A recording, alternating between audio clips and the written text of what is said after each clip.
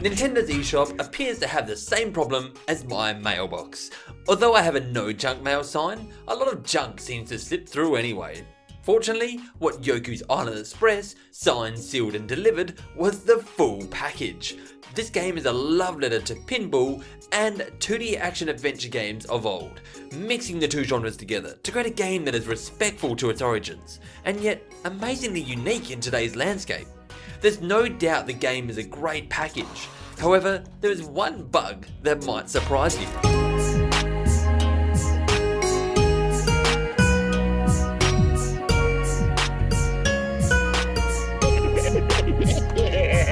As far as bugs go, Yoku the dung beetle, our newly appointed postman, or post-bug, is one of my favourite silent protagonists since Link first found out it's dangerous to go alone. As you would expect from a dung beetle, Yoku is not afraid to get his hands dirty, and quickly finds himself rolled up in a quest to save a god from a near-death experience. There is only one way for our poo-pushing friend to save a god and the world from an unknown threat, and that's by tying himself to a bull and running, swimming and bouncing around the island in search of local help.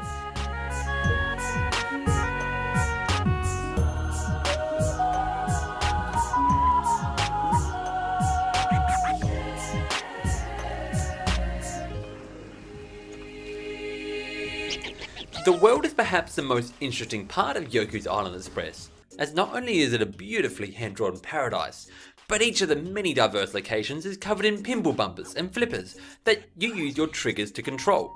Some areas will act like an actual pinball table, where others will be a mix between Yoku's limited abilities, jumping not being one of them, and the flippers and bumpers found in tables. I was blown away at how many different ways there was for me to bounce, fling, and roll my way around. All of the movement options at your disposal are used in some great puzzle designs that feel rewarding and yet solvable. Finding my way around the world was easy thanks to a helpful map that always told me where to head next for both my main and some side quests. It can get a little frustrating if you fall a long way and have to rely on the pinball mechanics to make your way back up. However, shortcuts will start to open up as you explore this interconnected island. Plus, you unlock a beeline that eventually lets you do as the name suggests and beeline from one side of the map to the other. One question that I get asked is it hard? And as someone who is below average at pinball games in general, I thought I might be up shit creek without a paddle. Luckily for me, it was smooth sailing, as there was no such thing as death, or even failure. At worst, if you fell between the flippers, you'd be greeted by a clump of thorns that would take a few of your fruit, the in-game currency, away. It's amazing that the game can install a sense of tension, even though there's nothing that could actually hurt me. That doesn't answer the question, is it hard though? To digress, I wouldn't call it hard. It was rare for me to ever get frustrated by the game because the bumpers and flippers all had what I'm going to call aim assist. When flicking myself around the tables, this aim assist would quite often send me into small alleys or holes. I could miss my timing, but more often than not the aim assist had my back. Even when shooting around the world, if there was one place the bumpers or flippers were meant to send you, you're darn tootin' it would send you right where you needed to go. I can't and won't speak for real pinball pros, but I honestly can't stress how great Yoku's movement felt to someone at my skill level.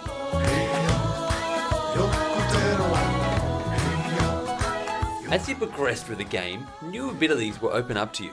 I make a point to say that under normal circumstances, this feature of returning to previous locations with new abilities is where the ball falls into the drain for me.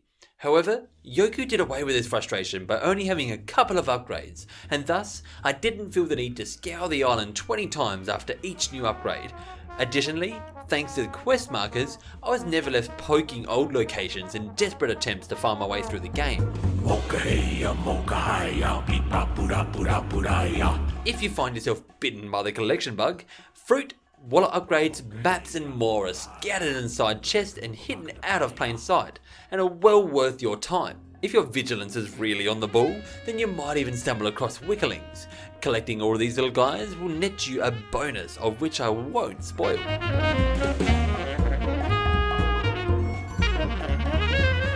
colourful cast of animal creatures scattered around the world are all wonderfully written and animated. As is gaming tradition by now, when you're not saving the world from impending doom, your animal friends have minor problems that only a small beetle can solve. I managed to 100% the game in about 8 to 10 hours. This was not necessary for the review, but I honestly could not roll away and wipe my hands clean of this charming adventure. The game does a great job of providing the late game tools to help you find everything. In the end, there were only 1 or 2 puzzles that had me walking away to think about what exactly I was missing. Lastly, the game's soundtrack is charming and fits the island theme perfectly. The sound progression from fun exploration to heated tension and everything in between is smooth, and I enjoyed every noise that hit my ears.